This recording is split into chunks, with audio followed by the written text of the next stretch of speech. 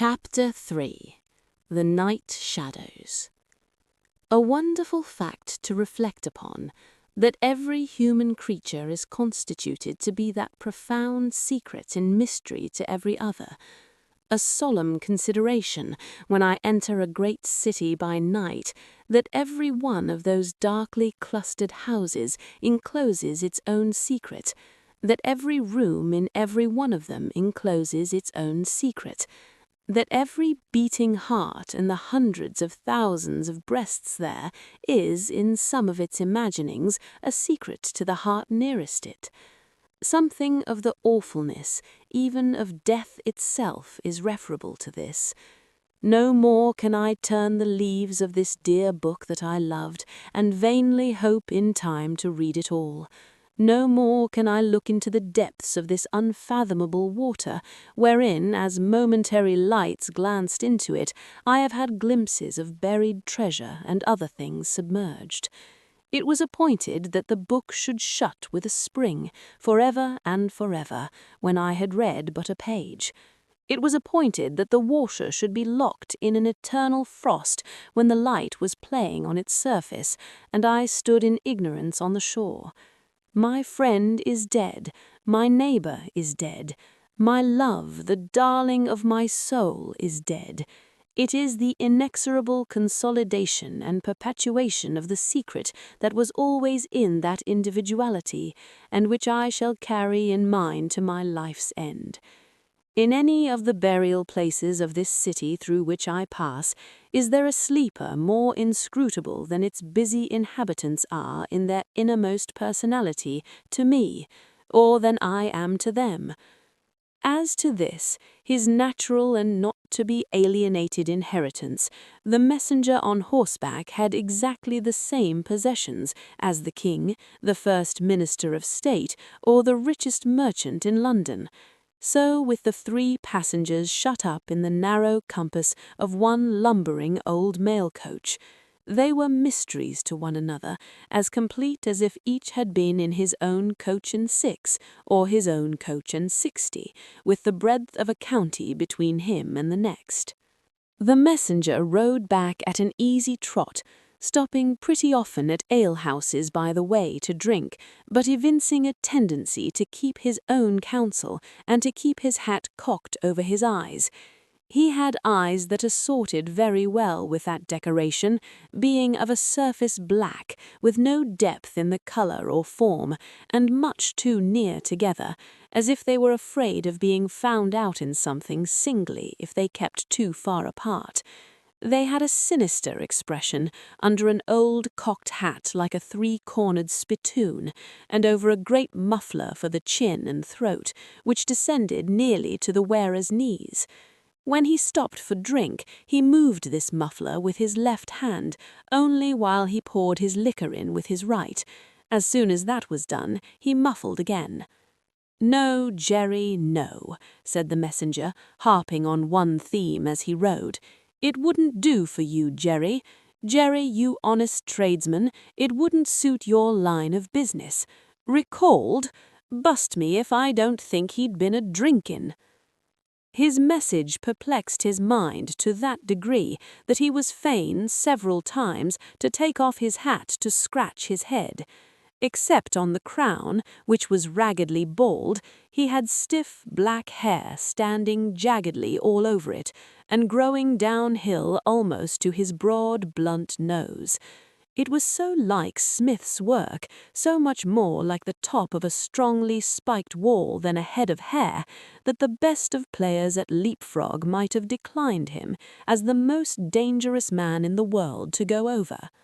While he trotted back with the message he was to deliver to the night watchman in his box at Tellson's Bank by Temple Bar, who was to deliver it to greater authorities within, the shadows of the night took such shapes to him as arose out of the message, and took such shapes to the mare as arose out of her private topics of uneasiness.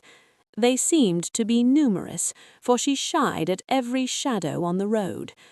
What time the mail coach lumbered, jolted, rattled, and bumped upon its tedious way, with its 3 fellow inscrutables inside, to whom likewise the shadows of the night revealed themselves in the forms their dozing eyes and wandering thoughts suggested.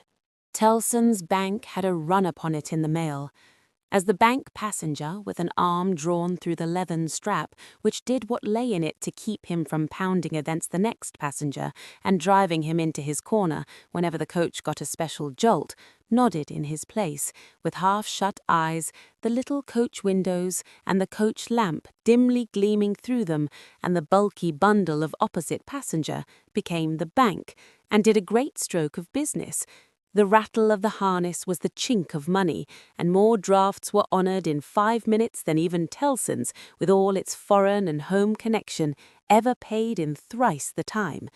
Then the strong rooms underground at Tellson's, with such of their valuable stores and secrets as were known to the passenger, and it was not a little that he knew about them, opened before him, and he went in among them with the great keys and the feebly burning candle, and found them safe and strong and sound and still, just as he had last seen them.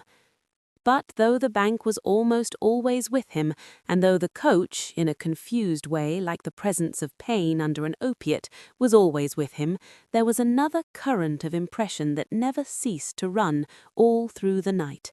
He was on his way to dig someone out of a grave.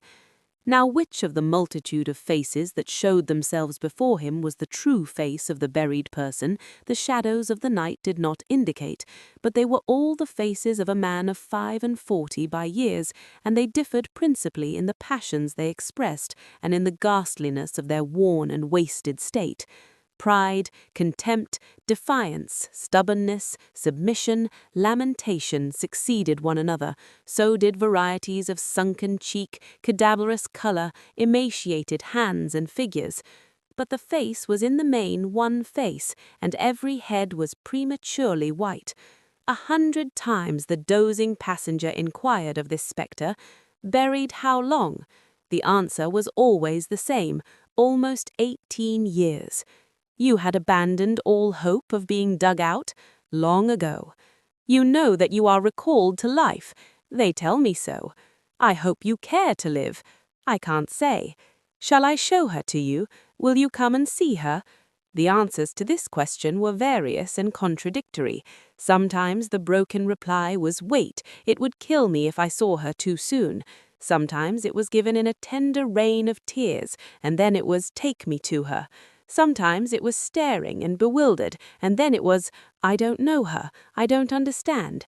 After such imaginary discourse, the passenger in his fancy would dig and dig, now with a spade, now with a great key, now with his hands, to dig this wretched creature out. Got out at last, with earth hanging about his face and hair, he would suddenly fan away to dust. The passenger would then start to himself and lower the window to get the reality of mist and rain on his cheek. Yet even when his eyes were opened on the mist and rain, on the moving patch of light from the lamps and the hedge at the roadside retreating by jerks, the night shadows outside the coach would fall into the train of the night shadows within. The real banking house by Temple Bar, the real business of the past day, the real strong rooms, the real express and after him, and the real message returned, would all be there. Out of the midst of them the ghostly face would rise, and he would accost it again. Buried how long? Almost 18 years. I hope you care to live? I can't say. Dig, dig, dig, until an impatient movement from one of the two passengers would admonish him to pull up the window, draw his arm securely through the leathern strap, and speculate upon the two slumbering forms, until his mind lost its hold of them, and they again slid away into the bank and the grave. Buried how long? Almost 18 years. You had abandoned all hope of being dug out long ago. The words were still in his hearing as just spoken, distinctly in his hearing as ever spoken words had been in his life, when the weary passenger started to the consciousness of daylight and found that the shadows of the night were gone. He lowered the window and looked out at the rising sun. There was a ridge of ploughed land with a plough upon it where it had been left last night when the horses were unyoked. Beyond, a quiet coppice wood in which many leaves of burning red and golden yellow still remained on the trees. Though the earth was cold and wet, the sky was clear, and the sun rose bright, placid and beautiful. 18 years, said the passenger, looking at the sun. Gracious creator of day, to be buried alive for 18 years.